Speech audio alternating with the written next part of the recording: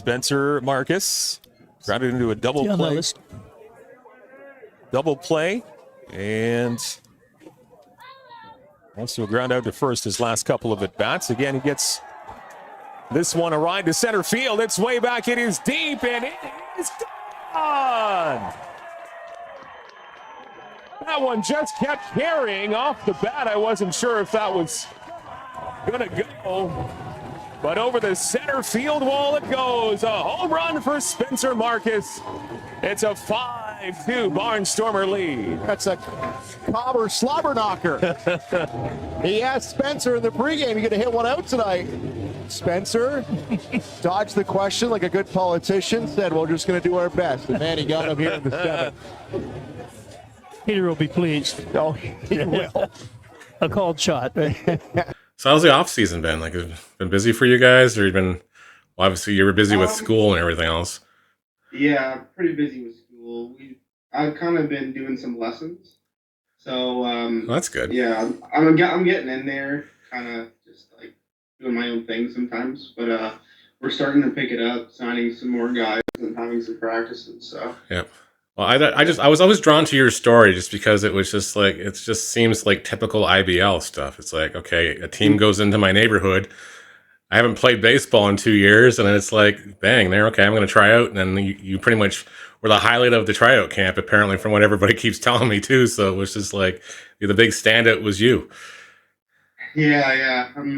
It is pretty interesting. Like, I never really thought about playing baseball again after like university and stuff. I was just kind of like starting school and like teaching was, and just trying to make some money, you know.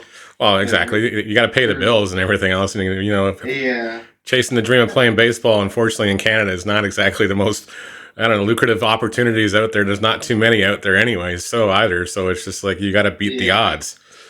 No, it's starting to change a little bit because I'm seeing a lot more kids go over to the States. But yeah, you can't really, like, you just play local baseball here. It's not like high level, but yeah. So growing up in Chatham and everything else, you went to Chatham High. Was it Chatham High School, or was, I don't remember what the name of the school? I went to a Catholic school for about a year and a half. And then public school for the next 3. And then was there high school baseball when you were going through, or no? Actually, the last year they just started. Okay, so yeah. Team. So I played on that team, and we actually did pretty well. But we ended up losing. I forget what it was, but one of the championships we ended up losing. So, but it was pretty fun. I mean, having the team for the first year there too. Well, exactly. Especially when it's just like one of those things. Like, oh, we finally got a baseball team. Let's try to do well, and local guys and everything else. And then you go off to Niagara College, and then you're with the Purple Eagles and everything else, and having some fun. And then it's just, I guess, reality hits after that. It's like, okay, now we got to find a job or do something like that. So, did you go to Teachers College right after that, or were you doing Teachers College while at Niagara? While at Niagara, so they had a concurrent program. So okay. So the 4 years. I was there for 3 years. I went to a junior college for my first year, but I did it within those 3 years. So it was kind of fast paced, but I was able to get it through. Nice. And then I guess when school was over and everything else, and there wasn't any baseball opportunities, somebody said you were bartending and while you're teaching, like you were doing supply teaching. Yeah, still doing that right now. Supply teaching, kind of bartending, surfing on the side too. Just kind of something to bring in some extra money, keep working, staying busy. But that just reminds me. Sometimes it gets in the way, and it gets in the way of baseball. Imagine that. You just gotta balance everything together. Not easy, but I mean, gotta do what you gotta do to stay alive nowadays, you know? Well, exactly. Yeah. It's never fun. So then when the opportunity came to the Barnstormers, I guess Dom Menard was really highly touting you to Harry and to Dom and everything else. And then you went to the tryout camp and you turned a lot of heads, I think. And then last year, we're actually going to air the first game of the Barnstormers history on the weekend, actually. So this is why we're doing this interview too. It's just like might be a perfect segue into it and everything else. So I believe you had a home run in the 7th inning. I believe so. I think it was like that. It took me a couple of live at bats to get used to it again, but you grounded into the Barnstormers' first double play, just so you know. Perfect. You're on the record books from on the wrong side of the stat sheet, but you're in the record books. Yeah, it happens. Yeah. No, but other than that, so then you guys get going into the season. How's been a response around the Chatham area? Like, it looks like it's really positive. It looks like you guys always had great crowds because you guys had sold out all the season tickets and everything else even before the season happened. So Yeah, it's big hockey town to start. Like yeah, baseball coming in, you didn't really know like how it would all work out, but everyone actually like loves it. They love baseball. yeah. I don't know if it's just something new or it's just I don't know, different community coming together. Like, I mean, Well, it's just I tune in the games on a Saturday or whatever else, and I see Ed and Mike doing the games, and big shout out to those guys because they're great. And it's just like, yeah, I'm keep taking notes, going, oh, they did this and this. I'm just taking notes because I do enough games everywhere else. It's just like try to pattern myself off that stuff. But it's just great to see the crowd. It's great to see the reaction.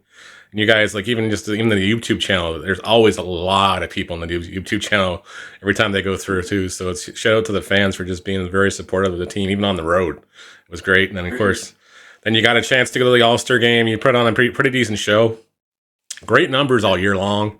Finishing second in the batting title just behind that Sanford guy, from Welland, who just, I don't know. I think he's going to get another shot somewhere else at some point, but we'll see. Oh yeah, for sure. It was fun. I mean, you don't really look at your numbers, especially being away for 2 years, like not playing baseball. Obviously, I didn't know what to expect. No, it's like when I see people tell me he hadn't really played in 2 years, I'm like going, like he's got great muscle memory, or he's just got some crazy knack for this game. Because I don't know, if I haven't done something in 2 years, I would feel like the rust for a good first 2 months just trying to get my feet back under me. Yeah, I mean, my last year of university, like pulled both my hamstrings, so. Ow. I mean, 2 years off kind of probably helped that, but I ended up like kind of pulling one again, but still kind of playing through it off and on. And it's just, I don't know. It's just one of those things like you learn to skate and then you don't skate for a bit. You're a little rusty to start, but then you kind of get used to it. It was kind of the same thing. I stopped playing hockey when I was like about 18, and then like if I skated now, it wouldn't look pretty, but I mean, I get there. You wouldn't see me on skates. I can't do it. I just don't have no balance. I got no balance. I'm a Canadian kid, but I got no balance. I know that. I'll fall on my butt. So then I think I called you played the Hamilton game in Hamilton. I didn't have a partner that day, and it was also so windy. I think you almost robbed the home run. I think in the 8th inning, or was it something? Oh, I remember that. Yeah. I was like, I thought you had it. Like I thought for sure you had it, but then you hit one yourself, which I think that was the game-winning home run too. Mm-hmm. Yeah. Yeah, I remember that fly ball that I missed. Right, like I was at the fence for a while, and it looked like it was just. It just kept carrying. Yeah, and then it just kind of dropped, and I was like, oh, I might be able to get this, and then my glove just like bent back. I was like snow coned on the end of my glove, and it just fell out. Yeah. But yeah. So first year, what was your first year in the IBL? If you were to tell somebody else that was interested in coming into the Intercounty, what to expect, what to really worry about as far as, as a batter, what would you tell? How would you tell somebody to prepare for this league? Is because some nights you see guys that throw 90, some nights you see guys that throw 88, other nights you see guys that throw ungodly breaking stuff.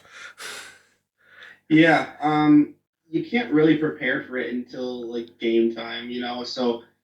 Like I didn't really know what to prepare for being in the year for the first time. Like I obviously had some like pretty good pitchers that I used to face and stuff.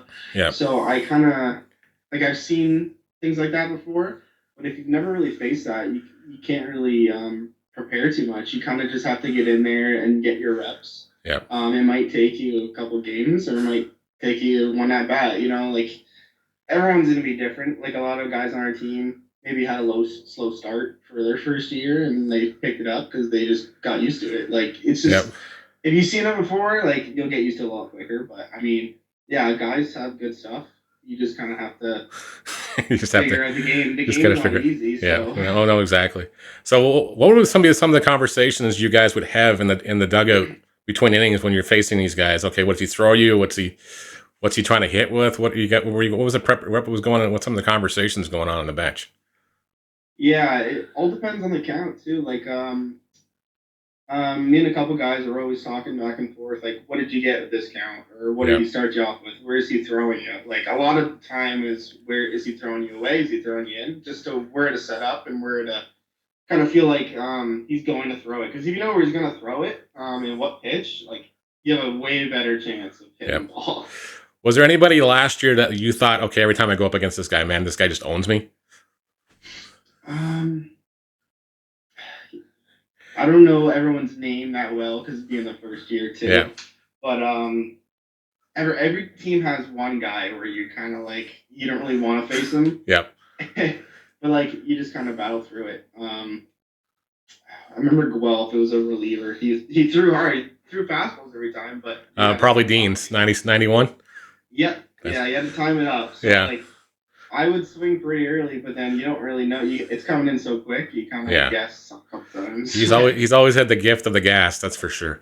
Yeah, for sure. So as you look into year 2, what are you most expecting? What are you looking forward to? Do you have any goals in mind yourself personally, or just team goals you want to work on? I mean, personal goals. You always want to do better than the year before. Obviously, I feel like I did pretty well, so you can't really set a number and want to like beat that, and then you don't have beaten that, and you're hard on yourself because you don't want to be hard on yourself, right? You got to keep it. No, exactly. But for team goals, I think we have to just realize who we are as a team earlier in the year. Yep. We came together pretty quickly, but I feel like if we do that more consistently through every game and not give up leads like last couple innings of the game. Yeah. We'll do a lot better this year. I feel like we had a pretty good record. I feel like this year, but I feel like we can do a lot better, especially with the new guys coming in for sure. So you got the first taste of the playoffs against the Guelph Royals, who hadn't won a playoff series in forever. So unfortunately, you got a very hungry team on the other side of the field that just found that second gear and just decided to put the hammer down and plow their way to the finals last year. It was exciting to follow them all year and everything else. Of course, growing up in Guelph like I have, I've been involved with that team forever. So we were saying it on the broadcast. We've been in Chatham steps and everything else. You guys are on the right path, so just stick with it.